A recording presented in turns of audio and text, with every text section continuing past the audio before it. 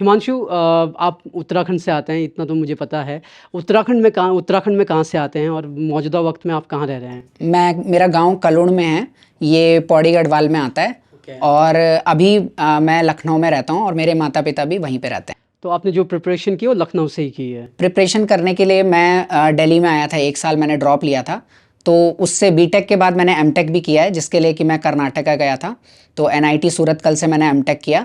उसके बाद मुझे वहाँ तक मतलब कॉन्फिडेंस आया कि हाँ मुझे मतलब अब इंजीनियरिंग सर्विसेज ही करना है।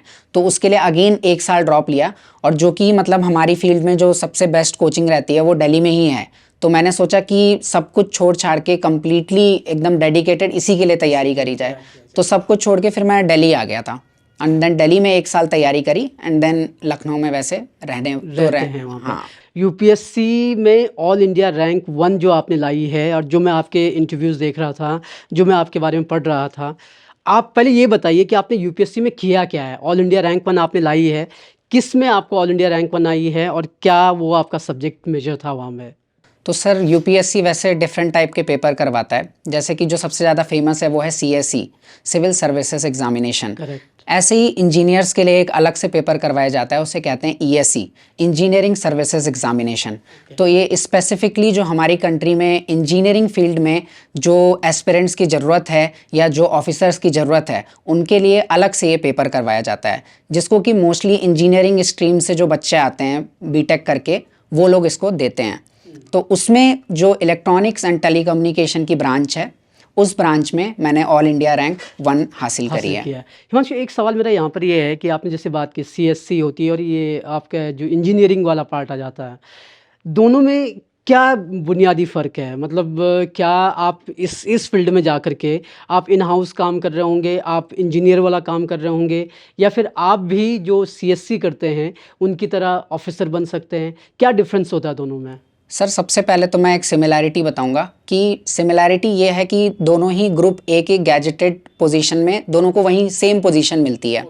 यहाँ पे इनको आईएएस बोलते हैं और हमें आईईएस ऑफिसर बोलते हैं। लेकिन जो हमारा फील्ड वर्क रहता है वो काफ़ी ज़्यादा डिफरेंट होता है। जैसे कि एक आईएएस ऑफिसर होता है वो मोस्टली एडमिनिस्ट्रेटिव जो चीज़ें होती हैं उनको संभालता है, लेकिन हमारा क्या होता है स्पेसिफिक हो जाता है, उनका जनरलाइज हो जाता है। तो उनको बहुत ज़्यादा वैरायटी ऑफ फील्ड में नॉलेज होनी चाहिए, लेकिन हमारे में ऐसा नहीं है, हमें सिर्फ इंजीनियरिंग की डिपार्टमेंट में ही काम करने को मिलेगा। तो पोजीशन भले ही सेम होगी, ग्रुप ए की ही पोजीशन हम दोनों को मिलेगी, राइट्स पूरे मिलेंगे, लेकिन हमारा जो काम करने का जो एरिया होगा वो पूरी तरीके से डिफरेंट होगा। ओके, यही इसमें बुनियादी फ़र्क है। तो अब मैं हिमांशु पे आता हूँ। जहाँ तक मैंने देखा है यूपीएससी की जब भी हम बात करते हैं, मैं एक आउटसाइडर हूँ यूपीएससी के लिए, मुझे कुछ नहीं पता उसके बारे में।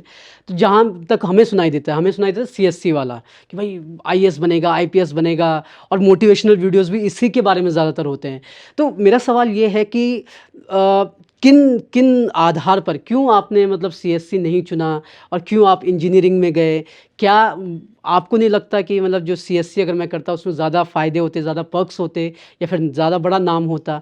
इंजीनियरिंग में जाने का कारण क्या है और क्यों जाना चाहिए अगर कोई जाना चाहता है तो? सर पहले तो मैं स्टार्टिंग से ही मतलब मुझे इंजीनियरिंग करनी थी। मैंने कभी भी ऐसा नहीं सोचा था कि मुझे मतलब सिविल सर्विसेज में जाना है या मतलब ऐसे कुछ गवर्नमेंट की प्रिपरेशन करनी है। तो मैं इंजीनियरिंग की फील्ड में ही घुस गया था पहले ही इंटरेस्ट के हिसाब से। तो जब इंजीनियरिंग में आया तो हमारे कॉलेज में एक गुरुराज सर थे, उन्होंने मुझे सबसे पहली बार मतलब वो IIIT इलाहाबाद से पढ़ के आए थे हमारे कॉलेज में। तो उन्होंने हमें पहली बार बताया कि ऐसे इंजीनियरिंग सर्विसेज करके कोई एग्ज़ाम होता है और यूपीएससी कंडक्ट करवाती है उसे। तो उस वक्त जैसे लाइफ में होता है कि एक मतलब गोल मिल जाता है कि हाँ ऐसा कुछ हम भी कर सकते हैं।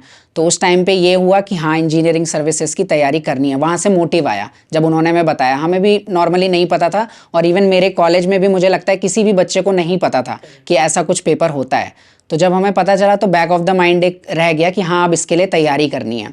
तो वहाँ से मोटिव आया और वहाँ से हमने इस एग्जामिनेशन की तैयारी करना शुरू किया। अब आईएएस का कभी क्यों नहीं सोचा, क्योंकि पहली चीज़ तो मतलब मुझे जो लगता है डिफ़िकल्टी लेवल उसमें बहुत ज़्यादा है, और मैं जिस लेवल से मतलब स्टार्ट की थी मैंने अपनी जर्नी, तो मेरी सबसे पहले इंजीनियरिंग के लिए जेई मेन में रैंक आती है, तो वो मेरी 5,83,000 थी। तो नॉर्मली गवर्नमेंट कॉलेज मतलब 1 लाख से कम में ही मिलता है। तो मुझे मतलब मेरा लेवल पता था कि अभी बहुत हार्ड वर्क करना है आगे जाके। तो उसके हिसाब से भी मैंने देखा कि हाँ ये फिर भी फिजिबल है, शायद अगर मैं करूँगा मेहनत तो कर सकता हूँ। और दूसरी चीज़ ये है कि मुझे इंजीनियरिंग में बहुत ज़्यादा कॉन्फिडेंस था। जो मेरी इंजीनियरिंग की नॉलेज थी उसमें ये था कि हाँ ये मुझे पसंद है और इसमें मैं आगे करियर में जाना चाहता हूँ। तो इस वजह से मैंने सोचा कि ये मेरे लिए करियर पाथ के लिए सबसे ज़्यादा बेस्ट होगा।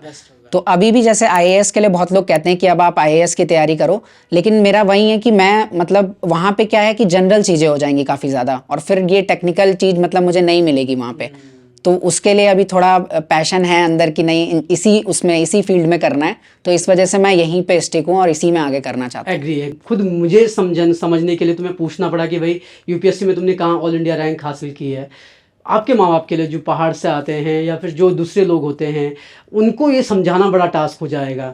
तो माँ बाप को कैसे तुमने बताया कि यार मैं यूपीएससी में फलानी चीज़ कर रहा हूँ और ये चीज़ मेरे साथ हुई है? सर एक्चुअली अगर मैं आपको मतलब सच्चाई बताऊं तो अभी भी मेरे मम्मी पापा नहीं समझे हैं कि मतलब मैंने कौन से विभाग में क्या किया है। जैसे मेरे फादर, जब मेरा रैंक निकल गया था तो मैंने पापा को बताया कि मेरा ऑल इंडिया रैंक 1 आया है। तो मेरे पापा मुझसे बार बार पूछ रहे थे कि मुझे लोग कॉल कर रहे हैं, उनको बताना क्या है। तो मैंने बहुत तरीके आजमाए कि आप ऐसा बोलिए, बट वो कुछ बोल नहीं पाए।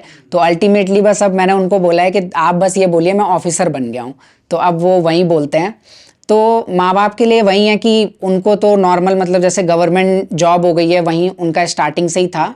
तो उनको कोशिश तो करी लेकिन इतना समझा नहीं पाया। अब मुझे लगता है शायद आगे जाके जब मैं काम करूंगा या जहाँ विभाग में जाऊंगा उन्हें ले जाऊंगा, किस तरीके से काम होता है थोड़ा बहुत दिखाऊंगा, तो शायद तभी समझ में आएगा। तभी समझ में आएगा।